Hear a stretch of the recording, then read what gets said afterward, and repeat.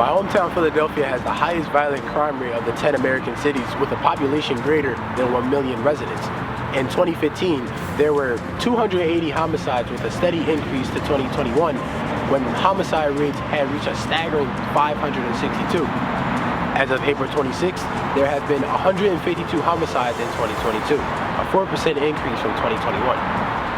As a student at Saul High School majoring in natural resource management, I've learned a great deal about the causes and effects of climate change.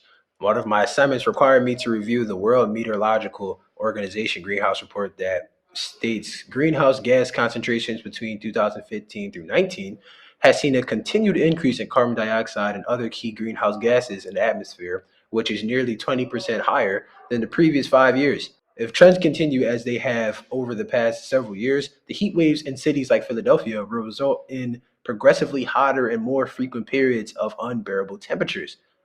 For another class assignment, I came across the New York Times, A Rise in Murder, Let's Talk About the Weather, which reported temperatures across the country were higher on average in the 2 year span between 2015 to 2016. Also, during that time, nearly all of the 20 cities with the highest murder rates in 2014 experienced fewer cold days and or more hot days during 2015 through 16, as compared to the previous 25 years of weather reporting. This leads me to ask the question, is climate change triggering gun violence? With rising temperatures, that there tends to be more violence out on the streets, and we see more assaults and homicides when the weather gets hot, especially those first few days in the spring. That was Dr. Michelle Kondo with the United States Forest Services, who has engaged in many studies that analyze how neighborhood environments and the presence or lack of green space influence criminal activities and violence. There seems to be a correlation between crime rates in urban neighborhoods lacking street trees, parks, and community gardens. Areas within cities that lack green spaces are referred to as urban heat islands.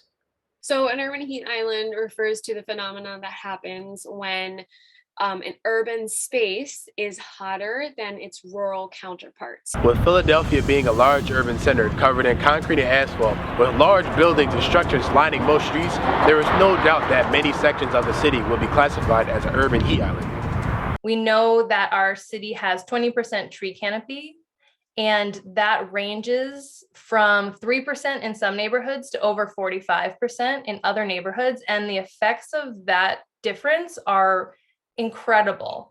Despite having Fairmount Park, one of the largest municipal parks in the U.S., with a rich deciduous forest canopy that runs alongside the Schuylkill River, there remain many neighborhoods throughout Philadelphia that have little to no trees or green spaces. The neighborhoods that have the lowest amount of tree canopy in the city include areas of North Philadelphia, South Philadelphia, Cobbs Creek. The Cobbs Creek neighborhood is one of the hottest neighborhoods in the entire city. And it's really interesting because it is right next to one of our large watershed parks. We do have organizations that are doing their part in trying to expand the tree canopy of our city to improve the effects that heat has on those areas with the lack of green space in those neighborhoods. So we at Parks and Recreation plant street trees along all of the sidewalks in the city. There are 115,000 street trees. Those trees are invaluable for impacting the way that people experience heat in their neighborhoods. There are organizations in Philadelphia and most urban centers that actively plant trees and create green spaces around the city, with the purpose of reducing the urban heat island effect. Creating more green space opportunities like this one in our neighborhoods can bring communities together. We have an amazing program called Tree Philly where we give away free yard trees to people every spring and fall. So you can get a free tree, you can get help choosing which is the best tree for you.